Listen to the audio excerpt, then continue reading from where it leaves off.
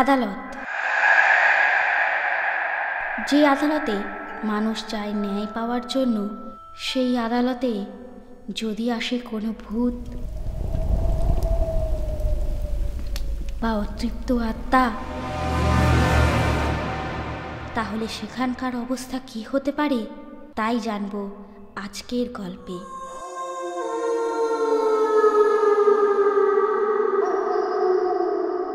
আজকের গল্পের মুখ্য চরিত্রে কলকাতা হাইকোর্ট। কলকাতা হাইকোর্টের ভৌতিক ঘটনা অনেকের কাছেই জানা, আবার অনেকে আমাদের এই গল্পের মাধ্যমে জানবে। আর এই সব ঘটনাগুলি ঘটে ঠিক রাত ৮টার পর। কলকাতা হাইকোর্টের অনেকগুলি অলৌকিক ঘটনার মধ্যে তোমাদের সামনে দুটি ঘটনার কথা উল্লেখ করব। আর যে এই সমস্ত কিছু ঘটাচ্ছে সে কিভাবে মারা গেল এবং কেনই বা সে এখানে ঘুরে বেড়ায় সেটাও জানাবো তোমাদের। আজকের গল্পের নাম কলকাতা হাইকোর্টে ভুতুড়ে কাণ্ড।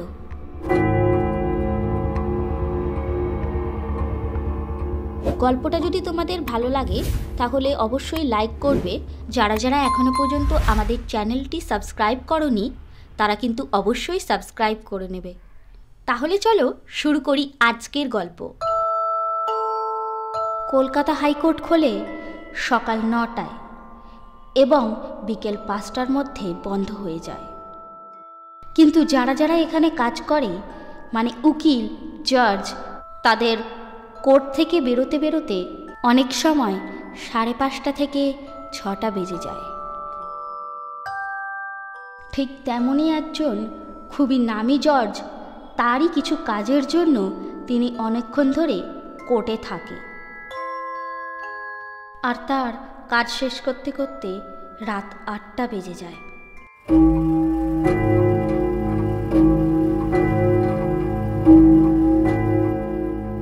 যখন সে যাবার কথা বলে তখন তার সাথে যে তার নিরাপত্তা রক্ষী ছিল সে বলে, স্যার ৫ মিনিট দেবেন, আমি একটু ওয়াশরুম হয়ে আসবো।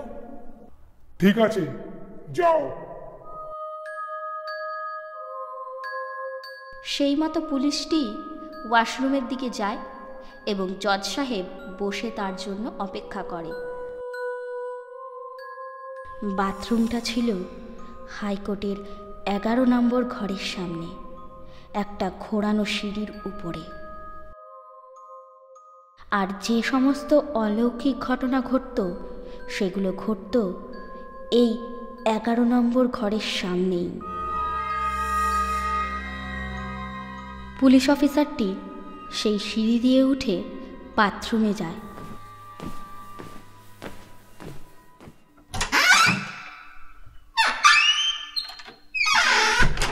কিছুক্ষণ পর জজ মশাই খুব জোরে একটা শব্দ শুনতে পায়।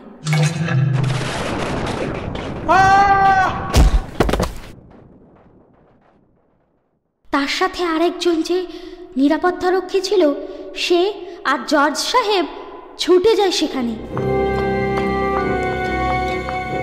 সে গিয়ে দেখে যে অফিসারটি বাথরুমে গেছিল সে সেই সিঁড়ির নিচেই পড়ে আছে। কি হয়েছে? তুমি পড়ে গেলে কি করে?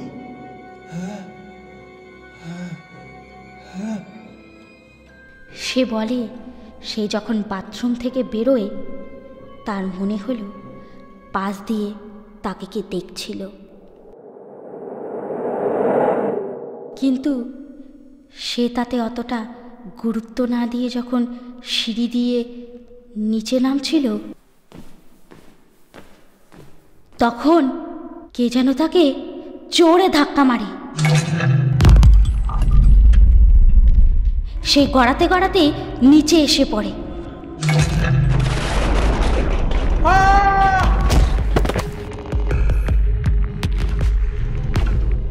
পরে যখন সে ঘুরে দেখে সে দেখে সাদা একটা শাড়ি পরে একটা মহিলা সিঁড়ির ওখানে দাঁড়িয়ে। কিন্তু তার কাঁধের পর থেকে বাকি অংশটা উধাও।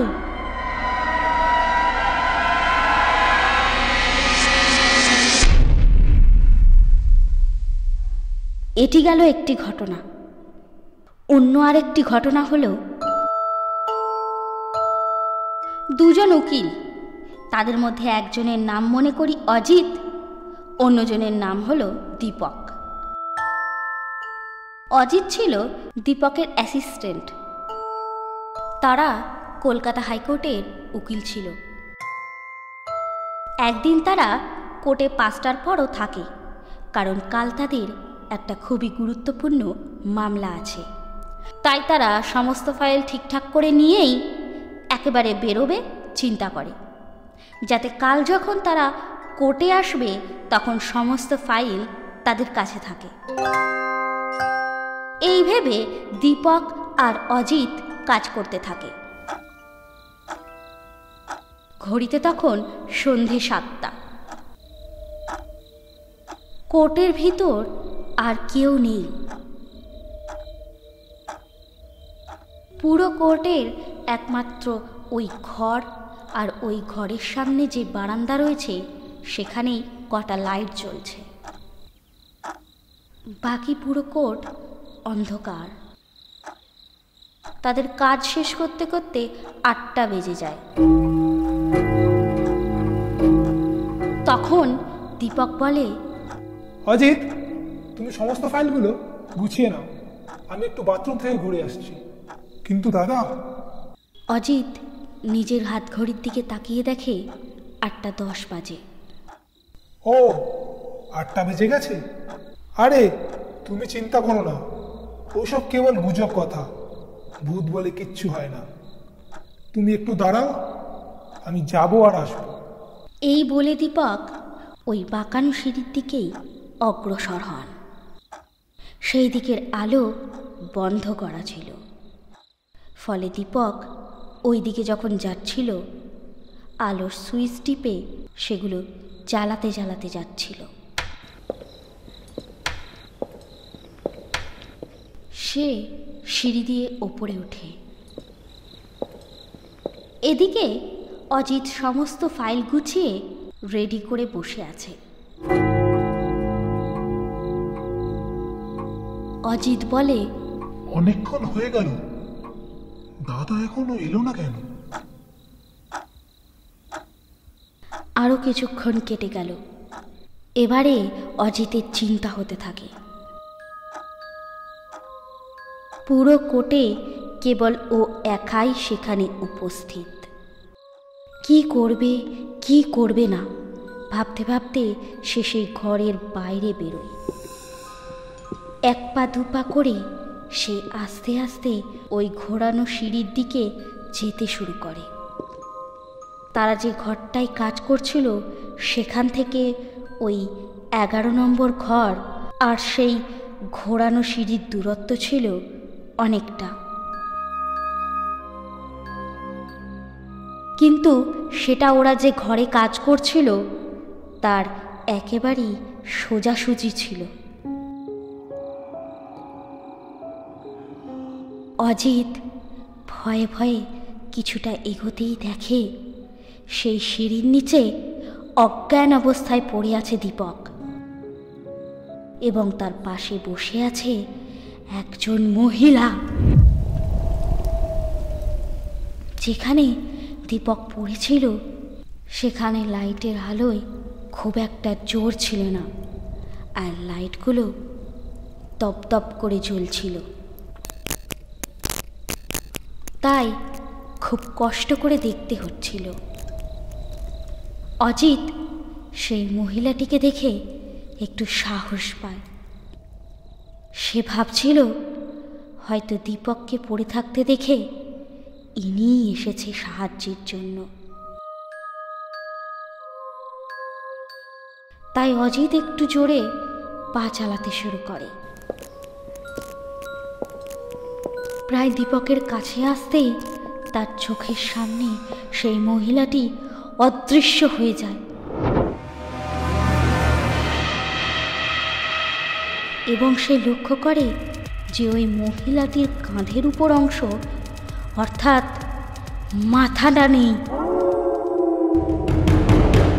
অজিতের হাত পা কাঁপতে শুরু করে। সে বুঝে পায় না সে কি করবে এখন। সে কোনো রকমে দীপকের জ্ঞান ফেরানোর চেষ্টা করে। কিছুক্ষণ পর ওর জ্ঞান ফিরলে দুজনই সেখান থেকে মারে ছুট এবং একেবারে হাইকোর্টের বাইরে এসে তারা থামে। দীপককেও সেই গলাকাটা মহিলাটি পিছন দিয়ে ধাক্কা মারে এবং সে যখন নিচে পড়ে যায় তখন তার পাশে এসে বসে এবং তার পাশে এসে বসে তাকেই দেখছিল। অনেকে বলে এই মহিলাটি নাকি অনেক বছর ধরে এই কোর্টে আসা যাওয়া করত। তার নাকি একটা কেস চলছিল এই কোর্টেই। কিছু বছর পর নাকি কলকাতার কোনো একটা রাস্তার ধারে তার মৃতদেহ উদ্ধার হয়। তার দেহটা পাওয়া যায়, মাথাটা কোনো দিনই উদ্ধার হয়নি। আর তার যে কেসটা চলছিল সেটাও বন্ধ হয়ে যায়। সেই মহিলাটি নাকি আসতো সেই কেসটারই পরিণতির জন্য। সেখানে নাকি ঘুরে বেড়ায় প্রতিদিন রাত 8টার পর। এখানেই শেষ হলো আজকের গল্প। যদি গল্পটা ভালো লেগে থাকে তাহলে চ্যানেলটা অবশ্যই আজকে সাবস্ক্রাইব করে দেবেন আর লাইক আর শেয়ার করতে কিন্তু ভুলবেন না। কোনো সাজেশন থাকলে কমেন্টে লিখে জানিও। তোমাদের কাছে এরকম যদি কোনো ভালো গল্প থাকে তাহলে আমাদেরকে অবশ্যই পাঠাতে পারো, আমরা তোমাদের গল্পটা ন্যারেট করব।